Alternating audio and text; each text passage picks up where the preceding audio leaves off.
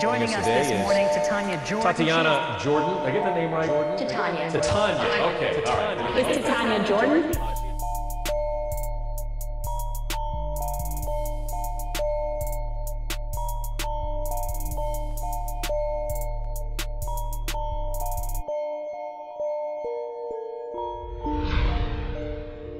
Hi everybody, thank you so much for tuning in. I'm here with Brent Malenius of Turner. So we're gonna have so much fun. We're already having fun. You didn't get to see it yet, but trust me, lots of fun. Thanks for having me on the show. Yeah, so tell us your official title at Turner. I am Senior Technical Manager over Structured Data, and my team is responsible for all of the sports scores that you see on NCAA.com, March Madness, BleacherReport.com, PGA.com, yeah, all sorts of fun stuff. Wow, and so what does that mean for you? That's a long title, it's a technical title, and that is a very important job. A lot of people are paying attention to that data. They sure are. It's important to some people. Yeah. And you know, if the scores aren't right, people get angry. They get really mad. Yeah, go figure. So what we do is we work with third-party vendors who are actually at the game or watching on TV, and they actually provide the data. They enter in the data, and then we go and pull it from an API, pull that down, and we normalize it. We will reformat it the way we like it, and then we push it out to our friends on the front end who make it look all pretty. And we do that like billions of times a year. Oh my gosh. Billions. So it's super high automation, super high volume, but it's awesome, you know, and the team that I work with is just, they're incredible. So I'm blessed with the people that are on my team right now. It's great. That's so great. A team is everything. It really is. Where were you before this? How did you get to be in this position? So before this, before I came to Atlanta, I've been in Atlanta for 4 years. And I was in Memphis before that. And I worked for a third-party administrator for claims, workers' comp claims. And before that, I was in Chicago, and I worked for a manufacturer. So kind of going back forward from Chicago, we got tired of the cold. Yeah, wow. And you know, enough of that. And so we literally just picked up and left. So we moved to Memphis, and we had no friends. We had nobody that we knew. We just kind of rolled the dice. And it worked out really good. We loved it. And after a few years, we decided maybe make one more move. And so Atlanta was on my short list of places to go. As it should be.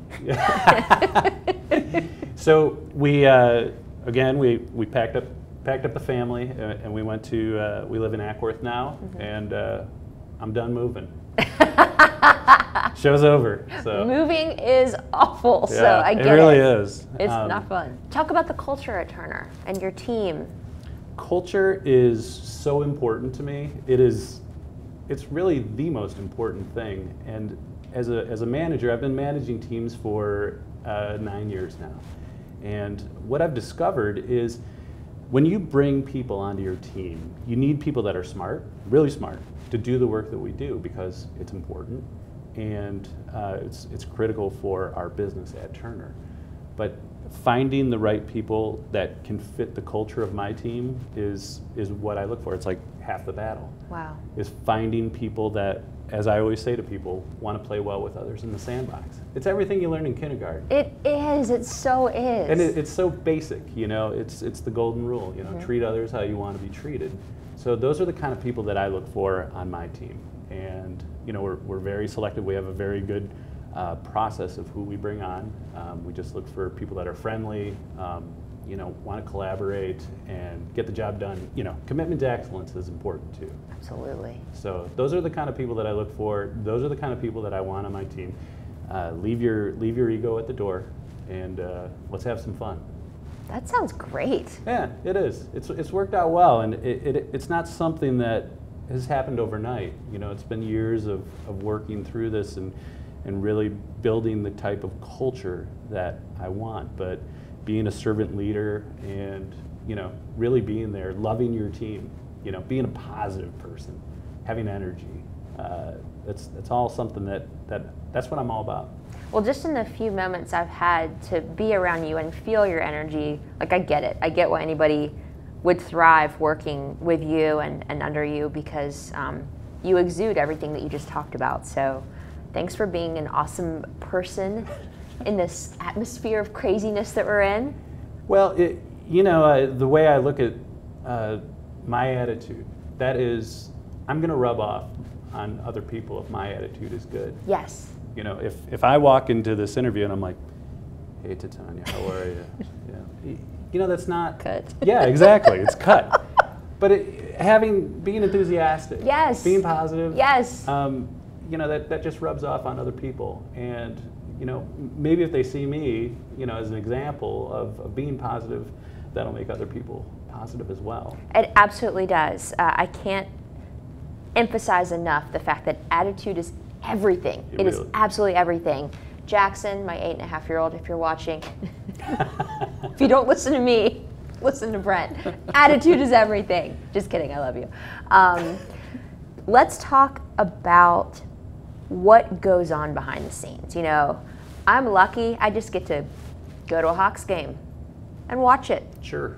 Watch the scores, enjoy them. Mm-hmm. There's a whole lot that goes on behind the scenes that makes that able for me to enjoy and take in and know that it's accurate. So talk about that.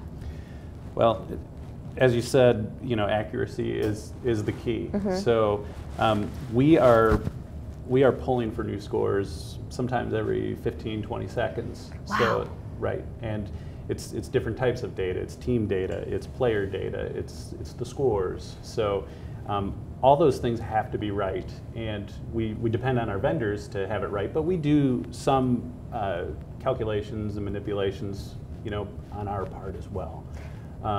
So all that stuff is heavily automated, and it's got to be right, God. especially for March. Yeah, especially for March Madness.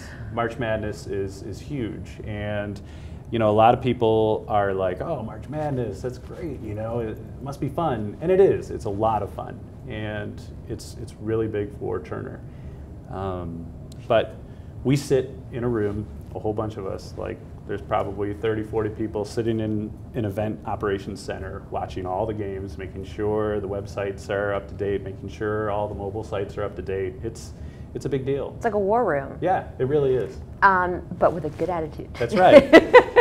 Let's talk about all the different ways people are consuming this data that has to be accurate. Before it used to be, well, you watch it on TV or you go to it. Right.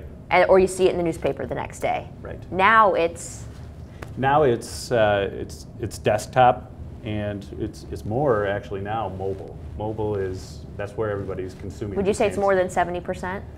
I don't know the exact figures. But I mean, close, right? Sure. That's what I kind of defer to. Yeah. Yeah. And people are checking their phone. So, all the time. And the biggest thing for us is about 75% of the games for March Madness are played within the first 4 or 5 days of the tournament. Whew. So that's when we have to get it right.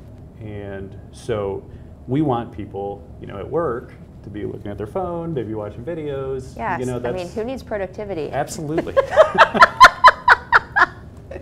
But that's when we have our biggest audiences. Yeah. Is watching those games on video and checking those scores.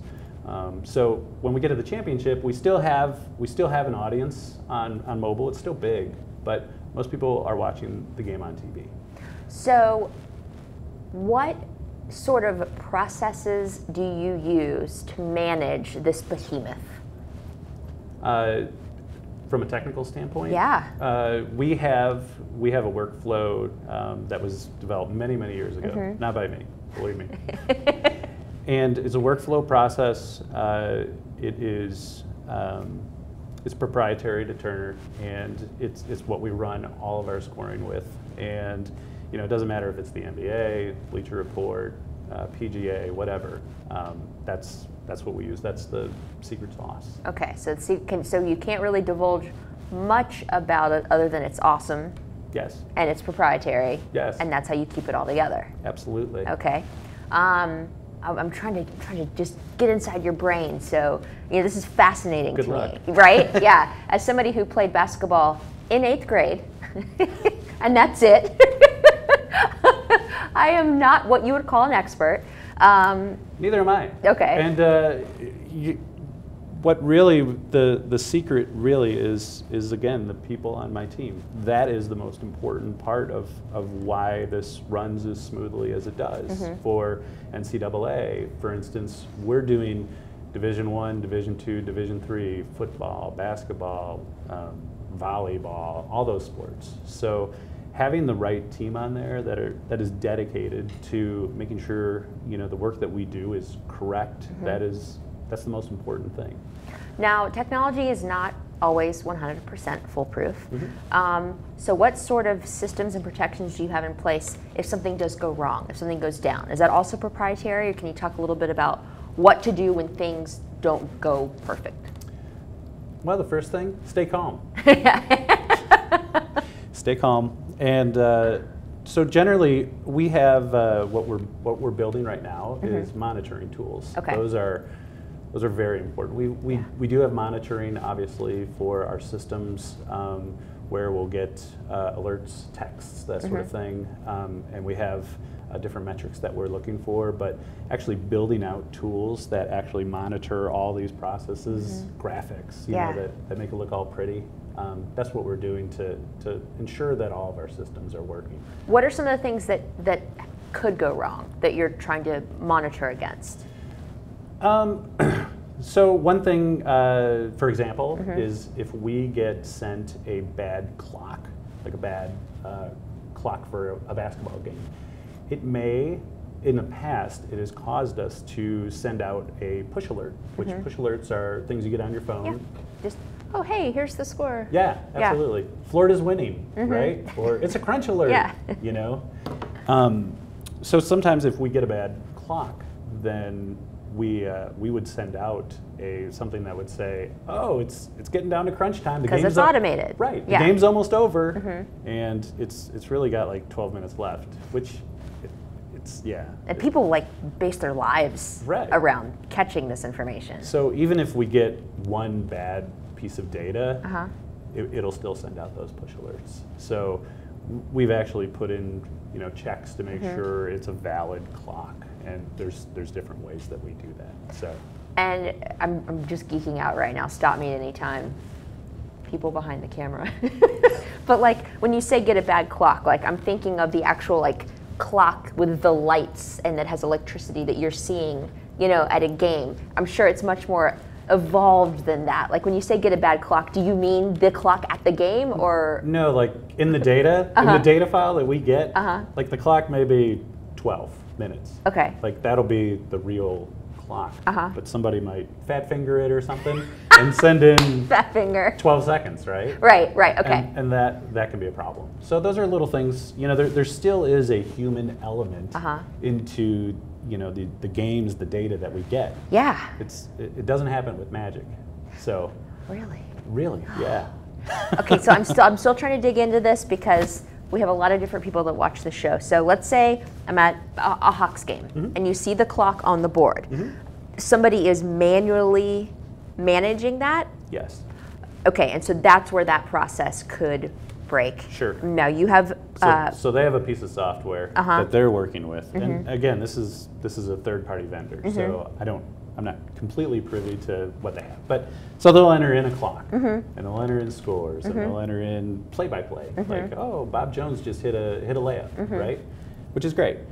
But if that clock comes in with 12 seconds, and it was supposed to be 12 minutes, that's where the problems are. So there's still a manual aspect about it. Throws it all off. And at the beginning of our conversation, we talked about how we deal with billions of messages in a given year. We don't have time to be able to, manually look at these. Yeah. Quit fat fingering the data.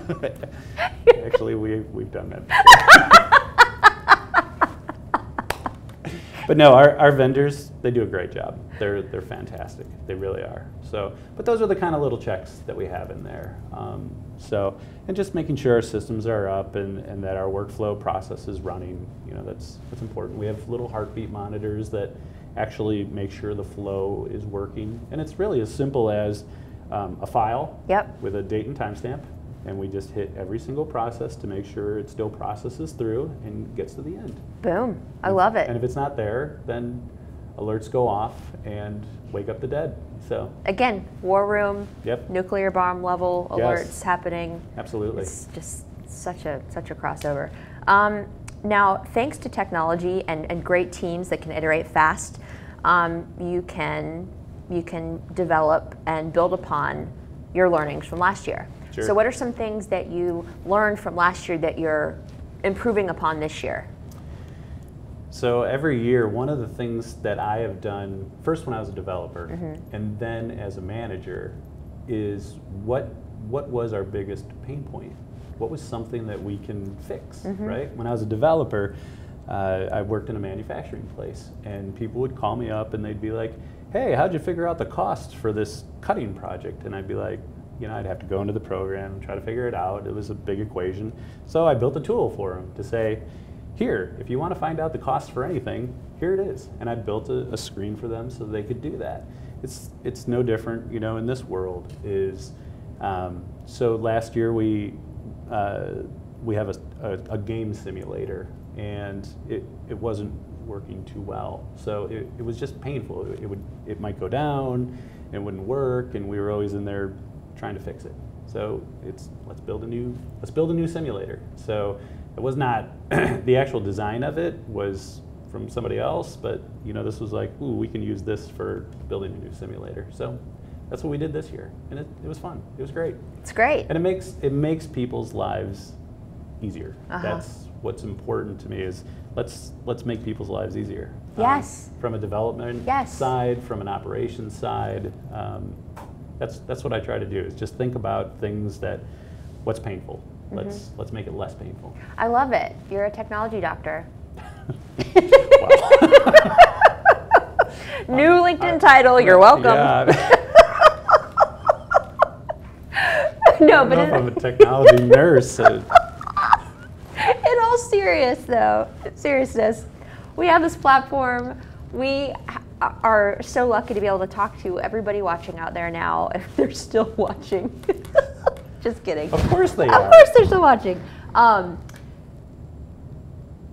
Because of that, we want to give people the most compelling content possible. We have you here. We're so thankful for your time. What are some cool things you think that people out there might want to know about you, what you do, your job, what you've learned over the years? Any sort of nuggets that you have, like, this is your platform, share, because we just want to hear it. Can't wait to hear it. Sure. My passion is people. It really is. I mean, the technology is great, but actually working with people, giving people jobs, and having them grow, and finding out what they want to do with themselves. When they get older. I always ask people, what do you want to do when you grow up, right? And finding out what motivates them, and then giving them work to do to get to that place, and motivating them to be their best. I mean, that's what I'm passionate about, is actually people. Yes. And looking back, again, managing a whole bunch of people, it's nice to see some people that, have been successful, and it's all about them. But maybe I've played a little bit of a role in that. And that's what I like to do, is have people want to come to work every day and do their best. It sounds so basic, and it is, but that's what I do. Well, it's essential. Yes, and so that's what motivates me every day, is that and my kids wanting to eat. So mortgages. Sure. Electricity, running water. Those are all really good things. Yeah. So you may have caught our show with Steve Chamberlain, who worked at Turner. That's an understatement. He was a very, very prominent figure there. But he said something so important, and it's, what makes you come alive? And I love people who are building on that ethos and pouring into their teams. Like, what makes you come alive? Let's help you develop that and be the best you can for not only your personal growth, but for our team and our organization. Sure. So I know that you've got a busy few months coming up with your developers and with everything that you've got going on. So we just are sending you all our good vibes. Well, thank you. For everything to just work and work well, and hopefully that war room situation will be at ease. It'll be here before we know it. So But yeah, it's a great job, and again, just developing people and having them be successful. That is my #1 job. That is what I do. I love it. Brent Malenius, how can we keep in touch with you after this episode concludes? Are you on Twitter, Facebook, LinkedIn? Do you have a blog? Do you like getting email? Like, how can we continue to engage with you after the fact? I am on LinkedIn. Okay. Brent Malenius. Mm-hmm. There's only one out there. So I'm on Facebook. I'm on Twitter. Sure, all that. bmalenius@yahoo.com. Wow, he just put it out there. He just put it out there. It's all you. For Go you. for it. So. But yeah, so I'm on all of it. Awesome. Not Pinterest though. I don't do. I'm okay with that. That's fine. No Snapchat or anything like that. No. Yeah. Brent, you're awesome. Thank you so much for being here. Well, thanks so much for having me.